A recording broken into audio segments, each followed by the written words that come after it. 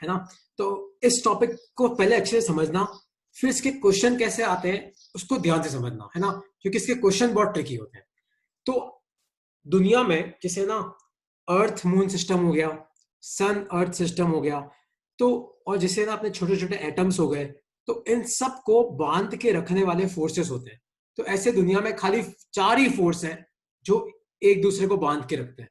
तो वो 4 फोर्स कौन से हैं, वो किस चीज को बांध के रखते हैं, उनकी वैल्यू कितनी हो सकती है, कितनी दूरी पे वो फोर्स लगते हैं। तो ये 4 फंडामेंटल जो फोर्स होते हैं वो फोर्सेस होते हैं हमारे ये वाले। एक तो होता है अपना इलेक्ट्रोमैग्नेटिक फोर्स, एक होता है अपना वीक इंटरेक्शन फोर्स, एक होता है अपना स्ट्रॉन्ग इंटरेक्शन फोर्स, और एक होता है अपना ग्रेविटेशन फोर्स। ये चारों क्या चीज है, किन के बीच में लगते हैं, ये मैं तुम्हें एक्सप्लेन करूंगा।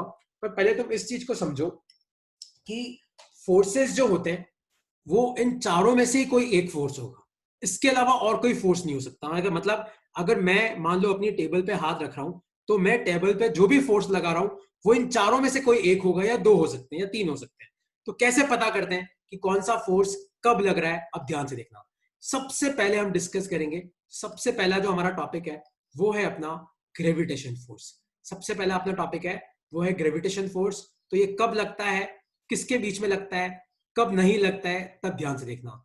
तो ग्रेविटेशन फोर्स लगता है सबसे पहली प्रॉपर्टी बिटवीन 2 मास। तो ग्रेविटेशन फोर्स लगने के लिए दोनों का मास होना जरूरी है, ये नहीं कि एक का मास है और दूसरे का मास नहीं है। तो ग्रेविटेशन फोर्स कहां लगता है, 2 मास के बीच में लगता है।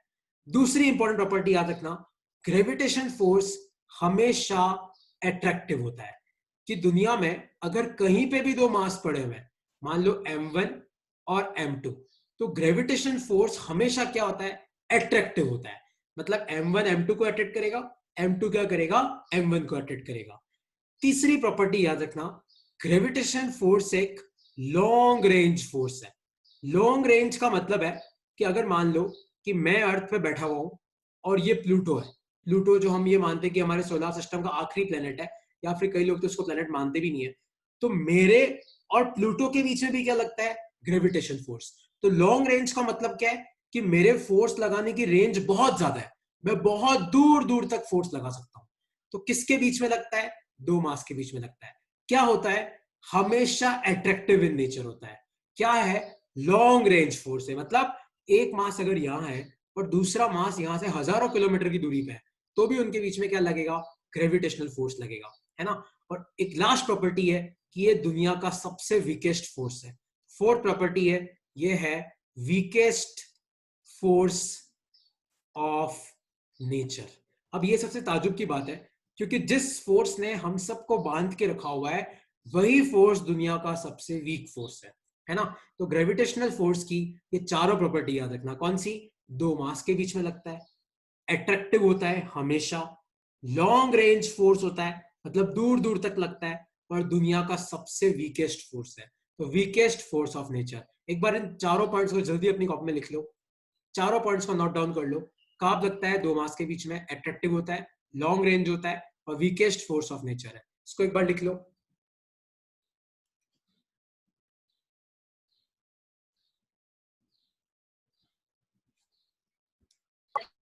सर पूछो।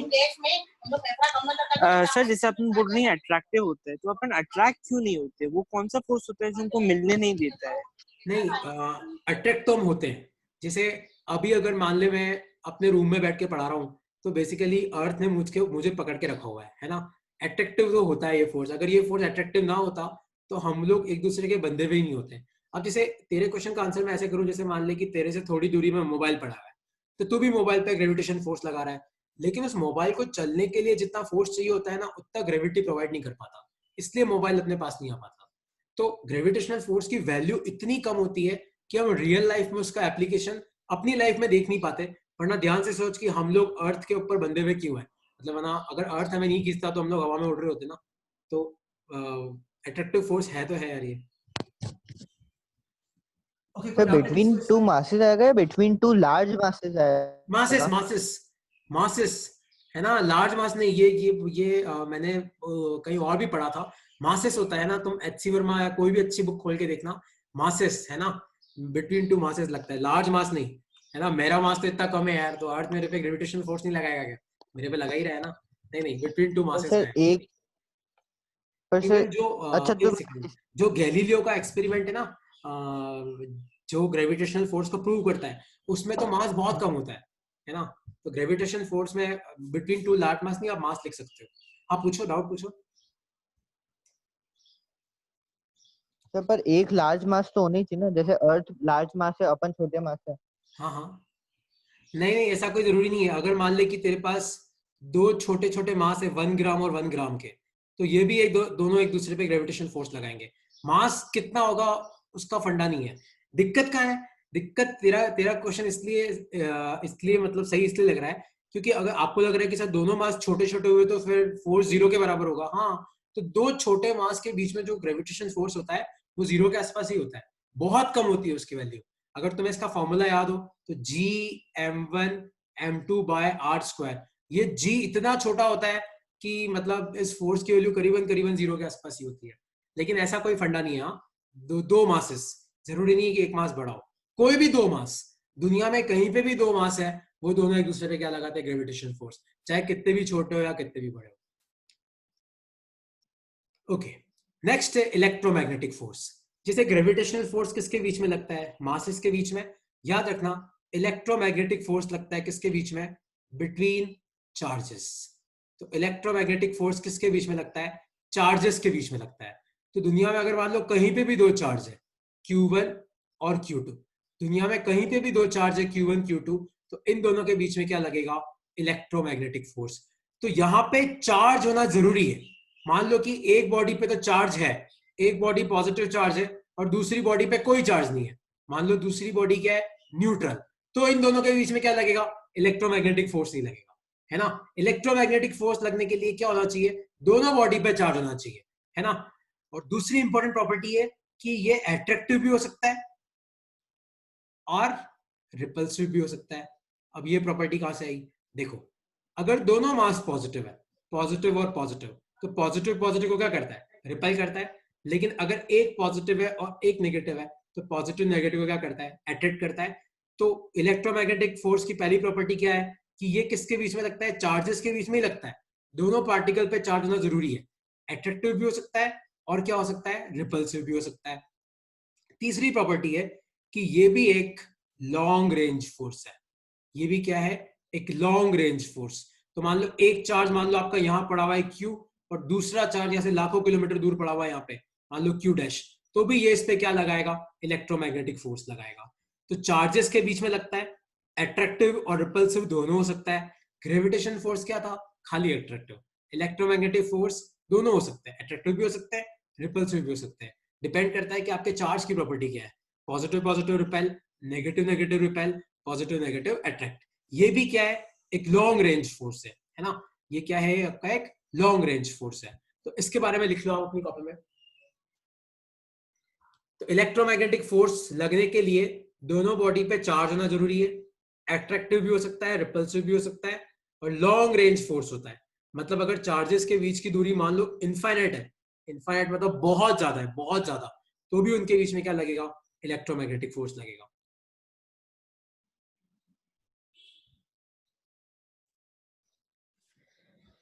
ओके, लिख लिया ये आपने इलेक्ट्रोमैग्नेटिक फोर्स के बारे में?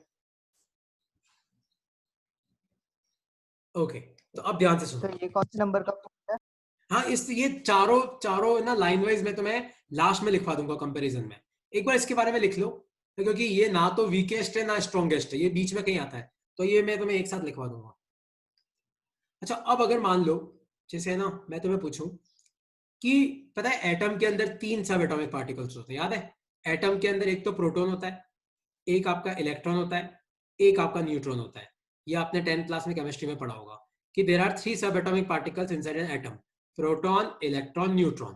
तो प्रोटॉन तो क्या होता है? Positive charge. इलेक्ट्रॉन क्या होता है? Negative charge. और न्यूट्रॉन क्या होता है? न्यूट्रल। न्यूट्रॉन पे कोई चार्ज नहीं होता।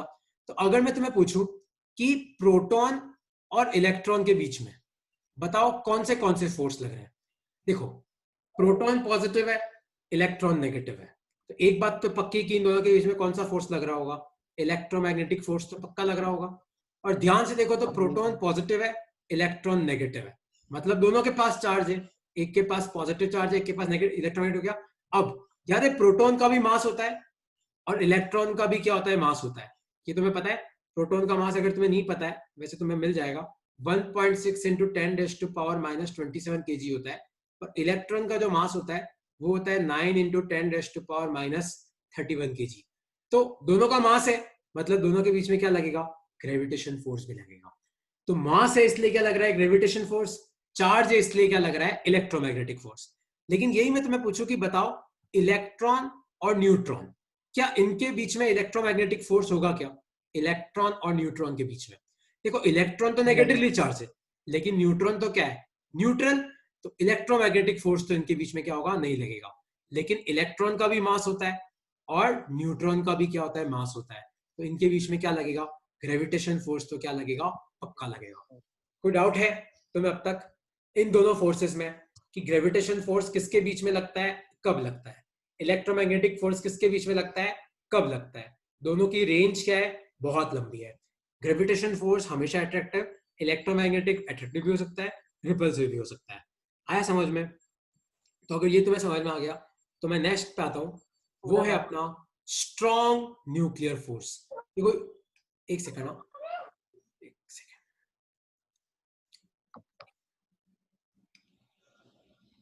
सर ये वीक न्यूक्लियर फोर्स में कुछ नहीं लिखना है? नहीं मैं आ रहा हूं, एक बार एक एक करके लिखते जाओ ना। ग्रेविटेशन के बारे में लिख लो, इलेक्ट्रोमैग्नेटिक के बारे में लिख लो। अब मैं तीसरे पे आ रहा हूं। तीसरा है अपना स्ट्रॉन्ग न्यूक्लियर फोर्स। अब देखो स्ट्रॉन्ग न्यूक्लियर फोर्स कहां लगता है, याद है अपने पास जैसे एटम है, तो एटम का स्ट्रक्चर कैसा होता है, सपोज करो कि ये है आपका एटम। तो एटम के अंदर अपना क्या होता है, एटम के अंदर अपना होता है, एटम के अंदर क्या होता है, न्यूक्लियस। और अगर तुम्हें याद हो तो इलेक्ट्रॉन क्या होते हैं, न्यूक्लियस के चारों तरफ गोल गोल घूमते हैं।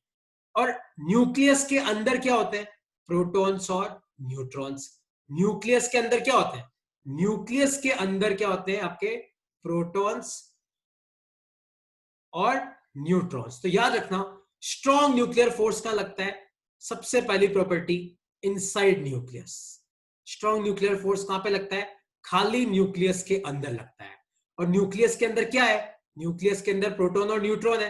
तो किसके बीच में लगता है, बिटवीन प्रोटॉन प्रोटॉन, क्योंकि न्यूक्लियस के अंदर प्रोटॉन और न्यूट्रॉन दोनों है, तो दो प्रोटॉन के बीच में भी लग सकता है। न्यूट्रॉन न्यूट्रॉन, दो न्यूट्रॉन के बीच में भी लग सकता है। और प्रोटॉन न्यूट्रॉन, तीनों हो सकते हैं, है ना।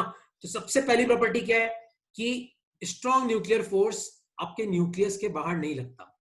तो कोई तुम्हें पूछे कि क्या ये न्यूट्रॉन इलेक्ट्रॉन पे न्यूक्लियर फोर्स लगाएगा, नहीं लगाएगा। न्यूक्लियर फोर्स खाली कहां लगता है, न्यूक्लियस के अंदर ही लगता है, एक दूसरे पे, inside nucleus, between proton proton, neutron neutron, proton neutron. तीसरा ये वाला फोर्स याद रखना, अट्रैक्टिव भी हो सकता है और रिपल्सिव भी हो सकता है। ये इलेक्ट्रोमैग्नेटिक फोर्स के जैसा है, ये अट्रैक्टिव भी हो सकता है और रिपल्सिव भी हो सकता है। अब ये दोनों कैसे होता है, कब लगता है, ये कि आपने 12th क्लास में न्यूक्लियर फिजिक्स पूरी है, तो वहां पे ये आता है कि कब अट्रैक्टिव होगा, कब रिपल्सिव होगा। अभी तुम खाली इतना याद रखो कि अट्रैक्टिव भी हो सकता है, रिपल्सिव भी हो सकता है। और सबसे इंपॉर्टेंट जो प्रॉपर्टी है वो है कि ये शॉर्ट रेंज फोर्स है, इसकी रेंज ज्यादा नहीं होती है। कैसे नहीं होती, अभी मैंने तुम्हें बताया। तो जैसे ये न्यूट्रॉन इस इलेक्ट्रॉन पे न्यूक्लियर फोर्स लगा ही नहीं सकता। न्यूट्रॉन खाली किस पे फोर्स लगा सकता है, जो पार्टिकल्स कहां है, अपने न्यूक्लियस के अंदर है। तो इसकी रेंज क्या होती है, इसकी रेंज बहुत ज्यादा कम होती है। तो स्ट्रॉन्ग न्यूक्लियर फोर्स कहां लगता है, खाली न्यूक्लियस के अंदर लगता है। किसके बीच में लगता है, प्रोटॉन प्रोटॉन के बीच में, न्यूट्रॉन न्यूट्रॉन के बीच में, प्रोटॉन न्यूट्रॉन के बीच में। अट्रैक्टिव भी हो सकता है और रिपल्सिव भी हो सकता है। और ये क्या होता है, शॉर्ट रेंज फोर्स है। और इस चीज को याद रखना, ये दुनिया का सबसे स्ट्रॉन्गेस्ट फोर्स है। तो ये होता है आपका स्ट्रॉन्गेस्ट फोर्स ऑफ नेचर। अरे यहाँ पे एनोटेशन मत बनाओ यार, स्ट्रॉन्गेस्ट फोर्स ऑफ नेचर। तो इन पांचों प्रॉपर्टी को लिख लो कि स्ट्रॉन्ग न्यूक्लियर फोर्स कहां लगता है, खाली न्यूक्लियस के अंदर लगता है। किसके बीच में लगता है, न्यूक्लियस के अंदर क्या है, प्रोटॉन न्यूट्रॉन, तो उनके बीच में ही लगेगा। तो पीपी लग सकता है, एनएन भी लग सकता है, पीएन भी लग सकता है। अट्रैक्टिव भी हो सकता है ये फोर्स और रिपल्सिव भी हो सकता है। ये शॉर्ट रेंज है, मतलब खाली न्यूक्लियस के अंदर ही लगेगा, न्यूक्लियस के बाहर नहीं लग सकता। और दुनिया का सबसे स्ट्रॉन्गेस्ट फोर्स है। इसकी वैल्यू जो आती है, इसकी वैल्यू जो हम निकालते हैं फिजिकली, वो मैक्सिमम वैल्यू है जो किसी फोर्स की हो सकती है। ओके, ये लिख लो एक बार जल्दी इसको।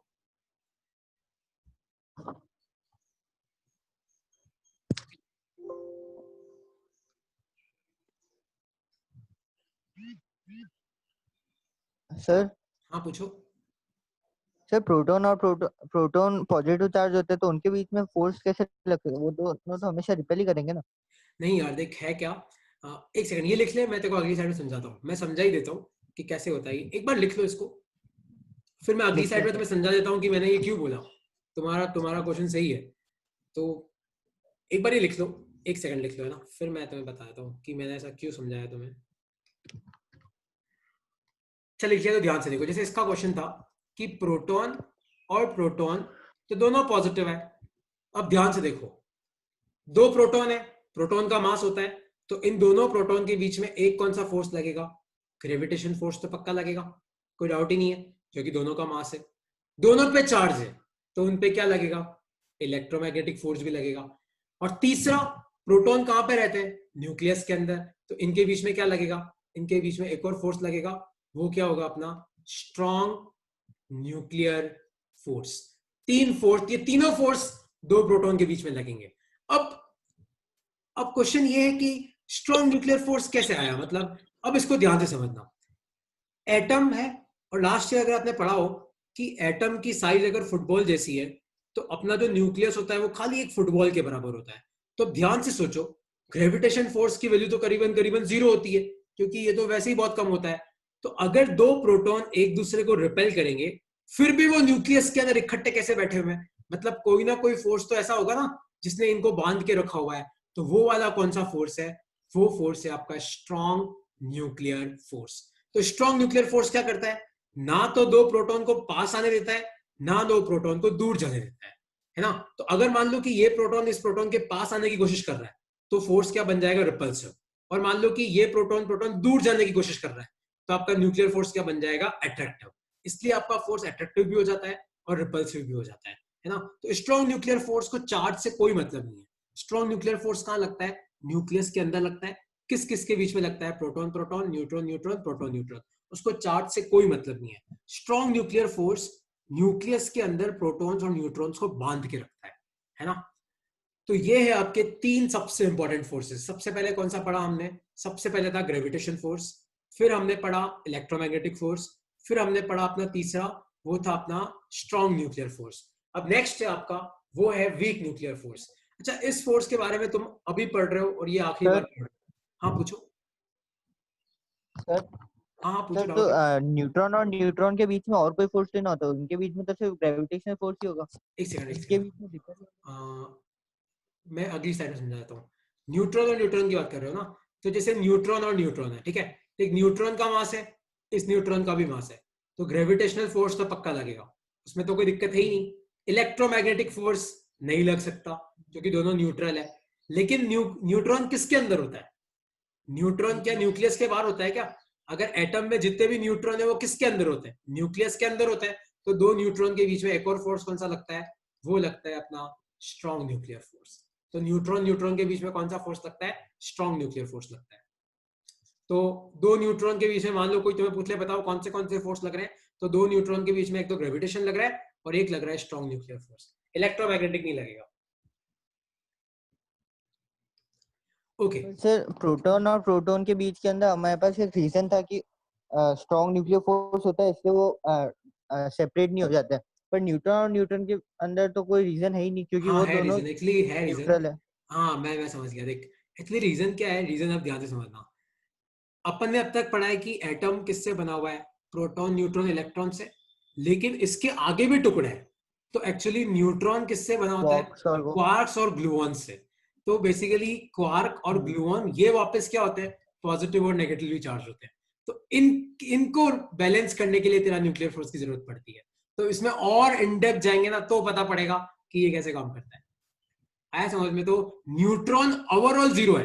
तो न्यूट्रॉन में क्या है कि ओवरऑल चार्ज जीरो है, लेकिन न्यूट्रॉन जिस पार्टिकल से बना है उसमें पॉजिटिव भी है और नेगेटिव भी है। तो ये दोनों एक दूसरे को रिपेल या अट्रैक्ट करते हैं, इसलिए अपने को स्ट्रॉन्ग न्यूक्लियर फोर्स की जरूरत पड़ती है। और सब प्रोटॉन और न्यूट्रॉन के अंदर भी यही रीजन है। हाँ, प्रोटॉन न्यूट्रॉन के बीच में तो देख सब कुछ होगा। प्रोटॉन न्यूट्रॉन, ओहो, प्रोटॉन न्यूट्रॉन के बीच में इलेक्ट्रोमैग्नेटिक फोर्स तो नहीं होगा क्योंकि न्यूट्रॉन पे तो चार्ज है ही नहीं, ग्रेविटेशनल फोर्स होगा और स्ट्रॉन्ग न्यूक्लियर फोर्स होगा। हाँ, ठीक है। अच्छा, अब मैं आता हूँ वीक न्यूक्लियर फोर्स इसमें पे। रीजन उसमें भी वही क्वार्क और ग्लूऑन वाला। देखो पता करना है ना जैसे क्वार्क और ग्लूऑन कैसे काम करते हैं। तो देख, क्वार्क और ग्लूऑन को आज तक तो किसी ने देखा नहीं है, लेकिन क्वार्क पे जहां तक मुझे याद है, तेरे क्वार्क पे 1/3 ई चार्ज होता है और ग्लूऑन पे -2/3 हाँ ई चार्ज होता है। ऐसा जहां तक मुझे याद आ रहा है, शायद प्लस माइनस का इधर डिफरेंस है। तो न्यूट्रॉन इन दोनों से हाँ बना सर, हुआ है, 1/3 मतलब होता है। एक पे पॉजिटिव है एक पे नेगेटिव है। तो सपोज कर कि मान ले ये पॉजिटिव नेगेटिव और नेगेटिव पॉजिटिव पड़े हुए हैं, तो ये नेगेटिव तो इस नेगेटिव को रिपेल करेगा, है ना। तो इसको बैलेंस करने के लिए अपने को किसकी जरूरत पड़ती है? स्ट्रॉन्ग न्यूक्लियर फोर्स की जरूरत पड़ती है। ये पूरा फंडा क्वार्क्स और ग्लूऑन्स का है। वैसे क्वार्क और ग्लूऑन ये पूरे सब थियोरेटिकल कंसेप्ट है ना, इनका कोई प्रैक्टिकल अभी तक है नहीं है, लेकिन उसी के बेसिस पे हम समझा पाते हैं कि स्ट्रॉन्ग न्यूक्लियर फोर्स क्या कर रहा होगा।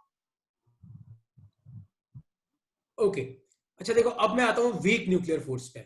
देखो ये वाला टॉपिक तुम अभी पढ़ रहे हो और वापस कभी आने वाला है नहीं, इवन तुम बीएससी फिजिक्स भी कर लो तो भी ये टॉपिक आने वाला नहीं है। और तो वीक सर न्यूक्लियर चार्ज हमेशा फोर्स, क्वांटाइज्ड होता है, हाँ चार्ज हमेशा क्वांटाइज्ड होता है,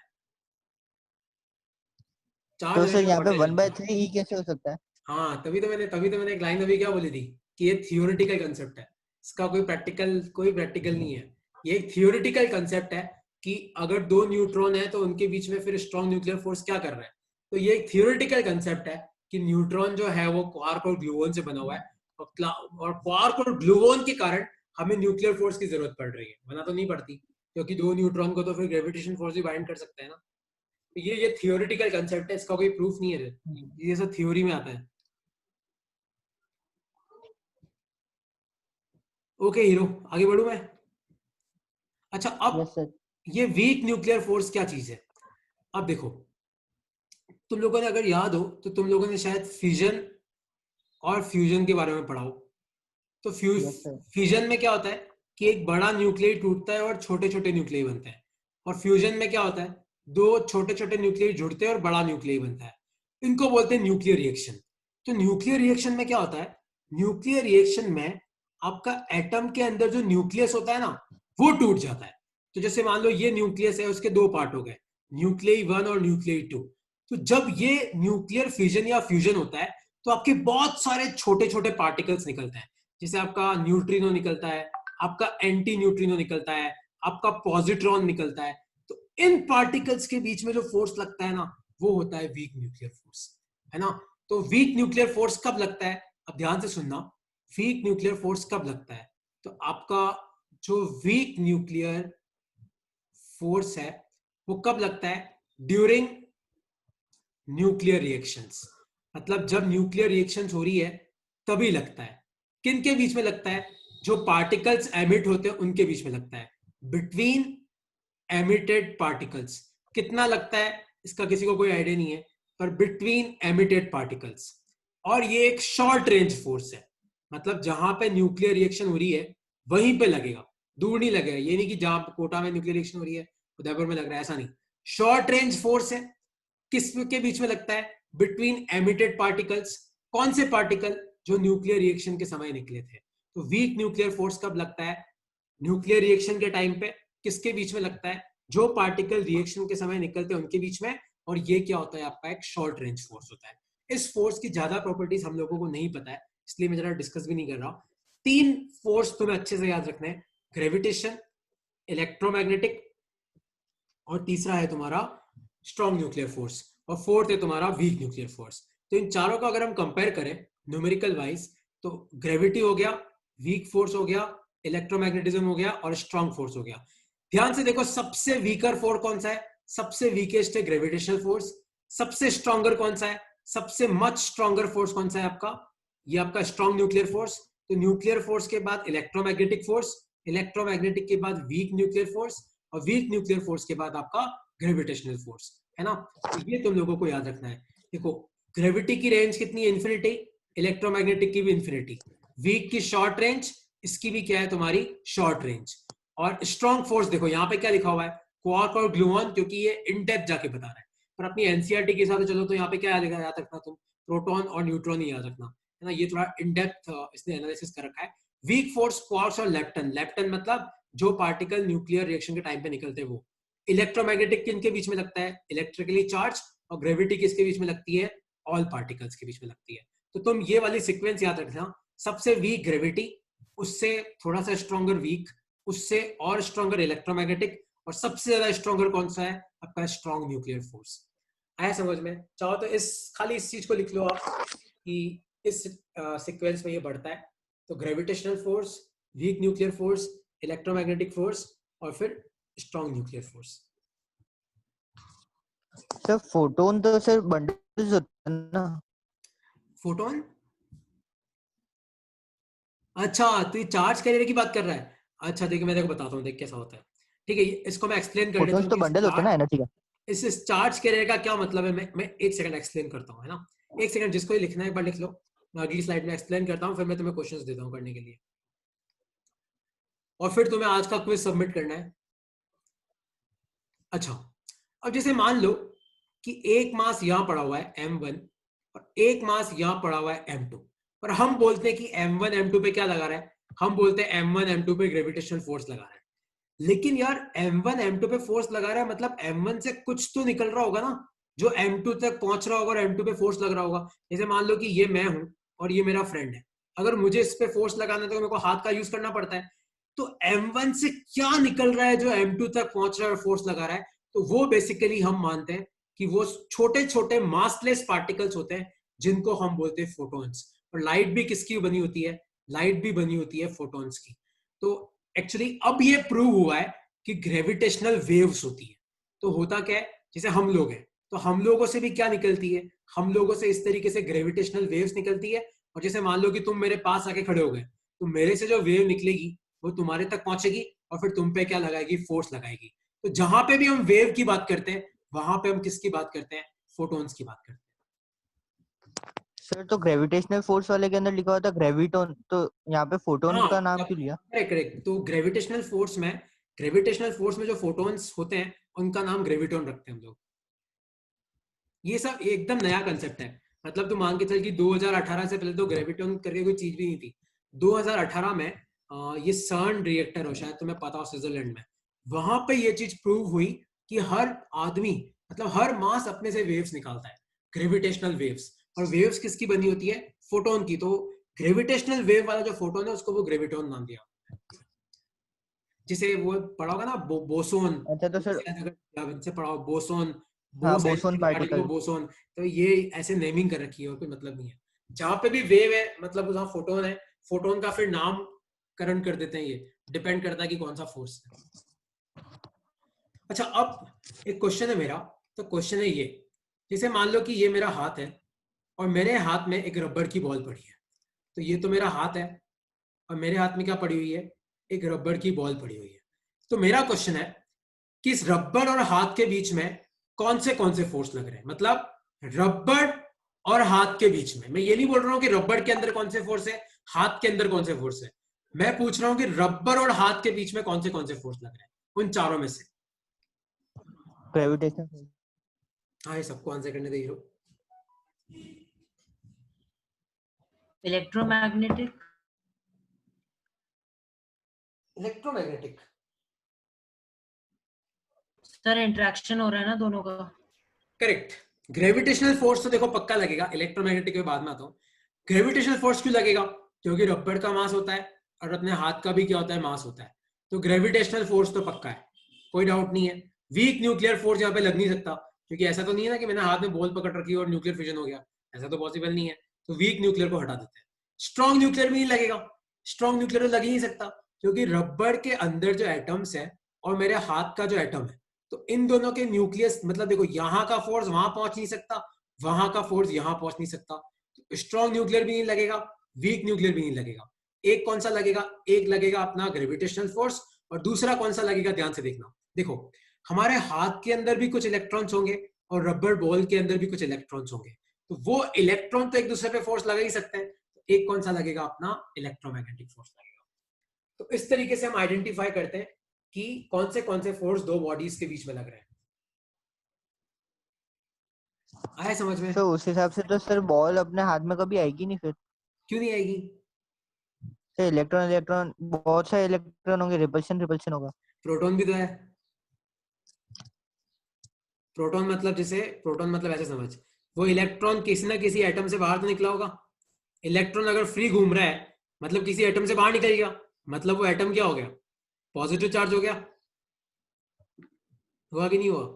तो अब कितना कितना पॉजिटिव होगा कितना नेगेटिव होगा ये तो यार मैं क्वेश्चन देख के नहीं बता सकता, लेकिन अपने हाथ और बॉल के बीच में यहाँ पे जो चार्ज पार्टिकल्स होंगे ना, मतलब पॉजिटिव एटम्स और नेगेटिव इलेक्ट्रॉन्स, सिमिलरली अपने हाथ में भी नेगेटिव इलेक्ट्रॉन्स और पॉजिटिव एटम, तो ये दोनों एक दूसरे पे फोर्स पक्का लगाएंगे, है ना। और कितना लगाएंगे कैसे लगाएंगे यार वो तो अपन नहीं बता कर सकते, लेकिन हाँ फोर्स पक्का लगेगा क्योंकि इलेक्ट्रॉन फ्री हो जाएंगे, तो इलेक्ट्रोमैग्नेटिक फोर्स। अब अगर तुम पूछो कि सर इलेक्ट्रॉन फ्री कैसे होंगे, तो ये तो तुम एक इजी एक्सपेरिमेंट कर सकते हो, जैसे अपना हाथ है, आजकल तो एलईडीज है, वरना पुरानी टीवी के पास अपना हाथ ले जाके देखो, तुम्हारे हाथ के सारे बाल खड़े हो जाते हैं, क्योंकि अपना बाल क्या हो जाते हैं, चार्ज हो जाते हैं, है ना, स्टैटिक चार्ज बोलते हैं इसको। अच्छा, किसी को कोई डाउट है? अच्छा, आज मैं तुम्हें एक क्विज भेजूंगा, वो क्विज एक्चुअली क्विजिस पे बनाया गया है, काफी इंटरेक्टिव क्विज है, तो करीबन 17-18 क्वेश्चन है जो आज मैंने पढ़ाया उसी टॉपिक पे, तो प्लीज उस क्विज को अटेम्प्ट करना। मैं तुम्हें करीबन 3:30 बजे के आसपास भेजूंगा, और काफी अच्छा वो क्विज बना रखा है ना।